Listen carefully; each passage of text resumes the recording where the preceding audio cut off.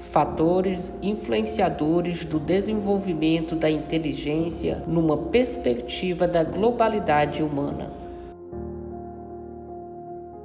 Concepções do desenvolvimento humano. Abordar o desenvolvimento humano é explorar um terreno vasto de muitas descobertas, mudanças, avanços, novas aquisições e crescimento. Da concepção à morte, a cada instante e de forma singular, vivemos esse processo. A partir de quando a criança aprende? Será que já nasce sabendo algo? Como ela se constitui? Quais são as fases pelas quais passa e quais os principais desafios e conquistas que encontra em cada uma delas? É preciso sempre lembrar que cada um irá trilhar seu caminho individual e terá seu ritmo próprio de amadurecimento. Porém, tendo informações gerais sobre o que cada fase possibilita, podemos ter pistas de como oferecer apoio e estímulo de forma mais adequada. O desenvolvimento do bebê ocorre tanto pelo amadurecimento físico ao longo da gestação, quanto a partir das experiências e explorações que realiza enquanto está na barriga. A gestação é dividida em 3 estágios.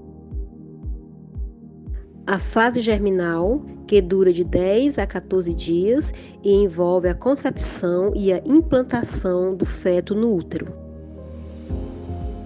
O estágio embriônico, que vai da 2ª semana à 8ª e é o principal momento de formação dos órgãos e desenvolvimento dos sistemas essenciais do corpo. O estágio fetal, que vai da 8ª semana até o parto e no qual ocorre principalmente o crescimento da criança. Nesta fase, ela é capaz de sentir as carícias que são feitas na barriga. Durante a gestação, mãe e criança entram numa sintonia especial e são capazes de se comunicar e começar a se conhecer. Os sonhos que acontecem dentro da barriga da mãe são alguns dos primeiros movimentos cognitivos do bebê, uma vez que são pensamentos acompanhados de emoções. Os primeiros sorrisos acontecem quando eles sonham, alguns chegam a dar risada. Podemos assim verificar o grande potencial que o ser humano tem de buscar o conhecimento. Ele é capaz de fazê-lo antes mesmo de vir ao mundo.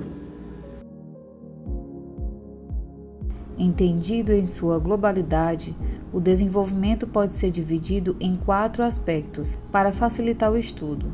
Os aspectos são aspecto físico-motor, aspecto intelectual, aspecto afetivo-emocional, aspecto social.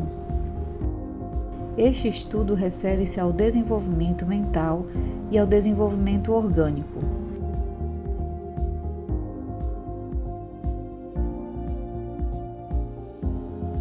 O aspecto físico-motor compreende desde o nascimento até os 2 anos de idade.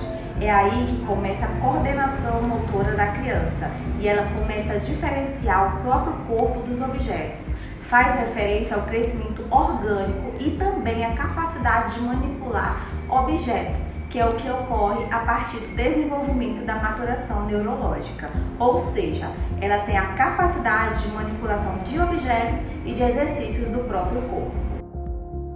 Exemplo disso é a criança que, mesmo aos 7 meses e com grandes limitações, consegue levar a chupeta até a boca, porque já é capaz de coordenar o movimento das mãos para as ações simples. Podemos citar outro exemplo, que é quando a criança consegue tomar a mamadeira sozinha por volta dos 7 meses, porque já tem uma coordenação nos movimentos das mãos. Isso acontece a partir da assimilação e da acomodação conforme os problemas que se colocam em seu caminho.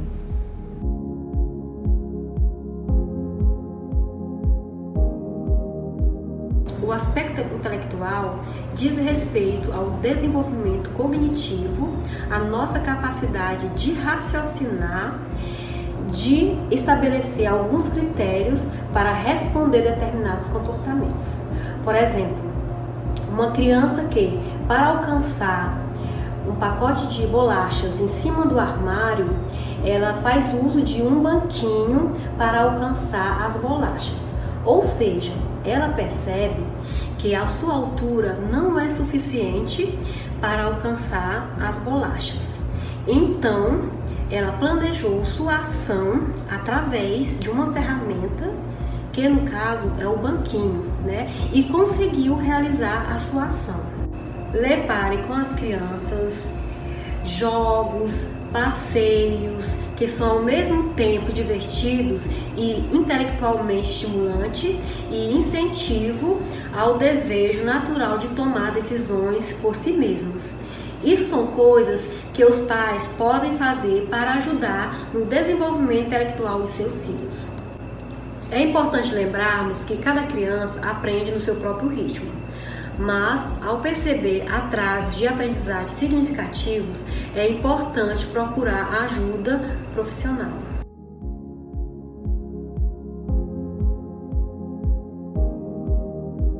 De acordo com Piaget, o desenvolvimento humano é abordado a partir de 4 aspectos básicos, e um deles é o aspecto afetivo-emocional, que é o modo particular de um indivíduo integrar suas experiências.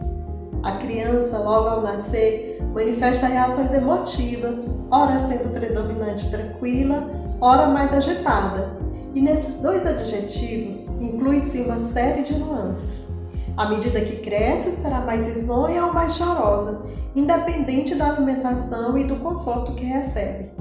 Tanto que caráter engloba o que chamamos de personalidade, com predomínio da volição, do autocontrole emocional, daquilo que nos é dado pela natureza.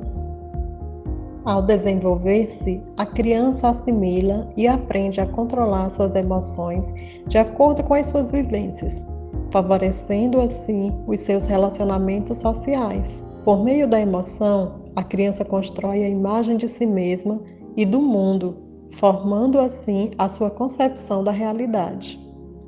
Bebês recém-nascidos se percebe alguns sinais de emoções programadas biologicamente, como nojo, interesse, angústia e satisfação. Dos 2 aos 7 meses, percebe-se a manifestação de novas emoções básicas, como tristeza, raiva, alegria, surpresa e medo.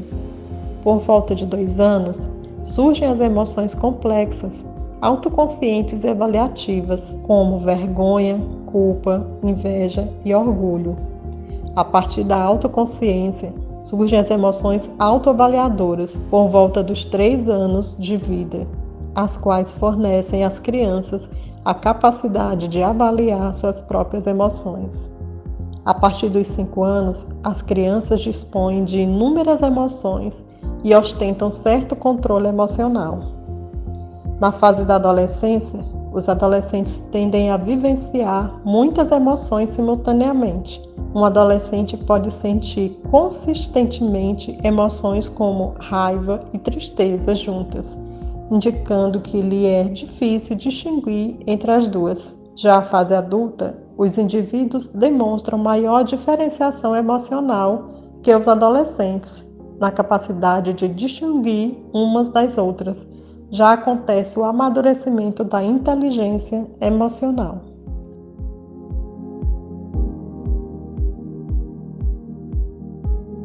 Aspectos sociais é a maneira em que o indivíduo reage diante de situações que envolvem outras pessoas.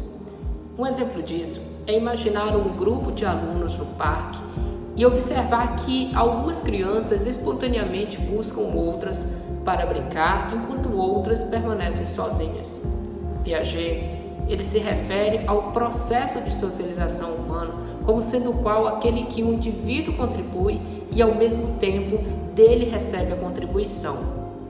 À medida em que a criança se desenvolve cognitivamente e interage com o meio, todas as áreas do seu comportamento são afetadas.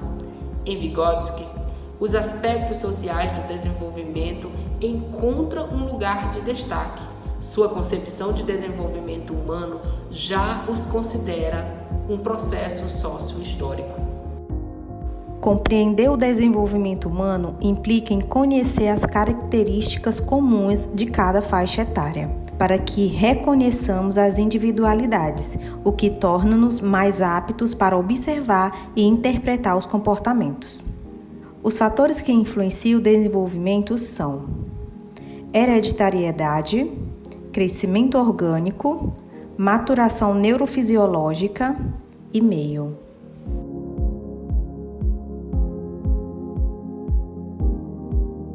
Hereditariedade é uma característica passada de pais para filho. Pode ser passado de geração a geração. Entretanto, cada criança tem uma combinação única de traços. Desta maneira, uns irão puxar a combinação genética mais para o pai e outros para a mãe. O transmissor dessas características são chamadas de genes, que são porções contidas no DNA. A inteligência pode se desenvolver além do seu potencial, dependendo do ambiente que se encontra. A classificação de hereditariedade ocorre em duas maneiras: hereditariedade específica e hereditariedade individual. A específica é a transmissão de fatores genéticos que origina características em comum em determinados grupos. A espécie humana apresenta atributos físicos e estruturais comuns a todos. A individual é a união de componentes genéticos que torna certas propriedades únicas, transformando em indivíduos diferentes do outro. Isso favorece a grande diversidade entre seres do mesmo grupo.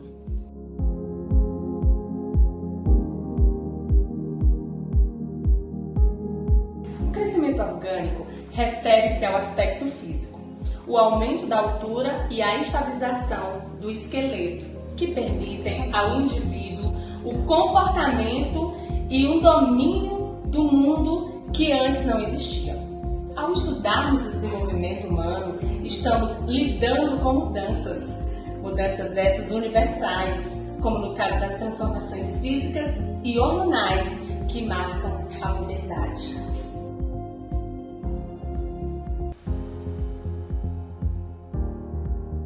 A maturação neurofisiológica ela faz parte dos fatores que influenciam no desenvolvimento humano. Ela é o que torna possível determinado padrão de comportamento. Ela é o desenvolvimento das estruturas corporais, neurológicas e orgânicas. Abrange padrões de comportamento resultantes da atuação de algum mecanismo interno. A maturação conduz ao desenvolvimento potencial do organismo e independe de treinos ou estímulos ambientais. A maturidade, portanto, não é algo pronto ou acabado, ela é um processo de desenvolvimentos biológicos que ocorre numa série de etapas de formas semelhantes nos indivíduos da mesma espécie. Ela inicia-se na vida embrionária e finaliza-se na morte. A maturidade, portanto, não é algo pronto e acabado. É o processo de desenvolvimento biológico que ocorre numa série de etapas de forma semelhante nos indivíduos da mesma espécie, ou seja, inicia-se na vida embrionária e vai até a morte. Desde o instante em que o indivíduo entra em contato com o meio ambiente, ele está apto a desenvolver habilidades e aptidões de acordo com a sua maturidade física, emocional, mental, social e mesmo a maturidade geral das personalidades.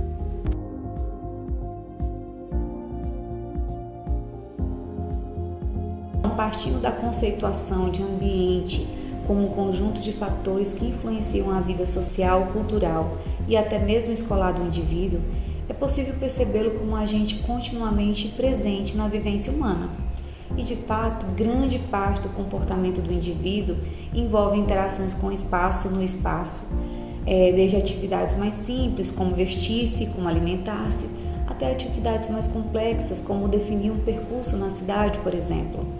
E diante disso, a gente observa a importância do meio ambiente para o desenvolvimento infantil, pois é nele que a criança estabelece relações com outras pessoas, com o mundo, e é ele quem vai garantir a sua formação e a sua qualidade de vida social, cultural e psicológica.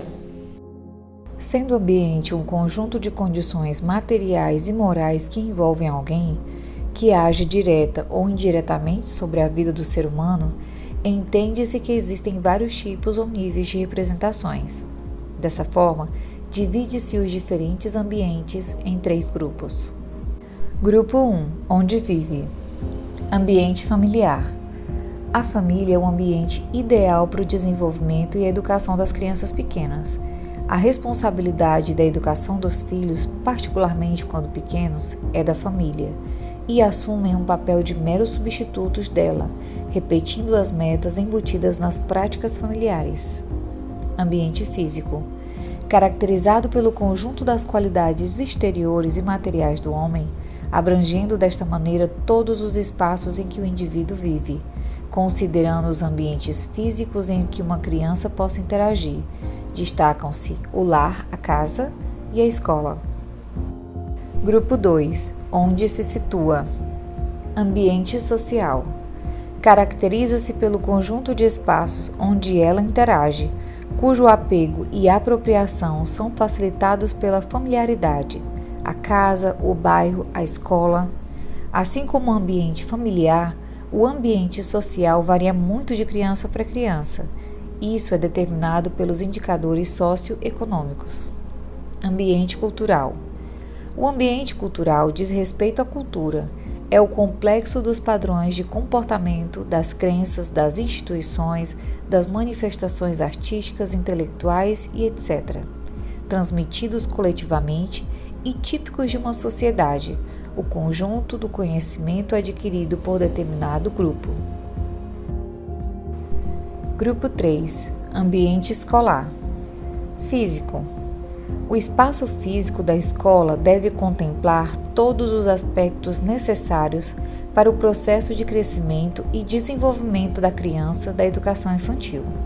Uma boa infraestrutura e ambientes diversificados, amplos e prazerosos propiciam o aprendizado. Educativo. De nada adianta a escola ter uma ótima infraestrutura com um grande espaço disponível se não tem bons materiais didáticos pedagógicos que venham a propiciar o desenvolvimento integral da criança. O desenvolvimento nos remete a múltiplos termos como continuidade, crescimento, mudança, etapas, interações, conhecimento, ação, dentre outros.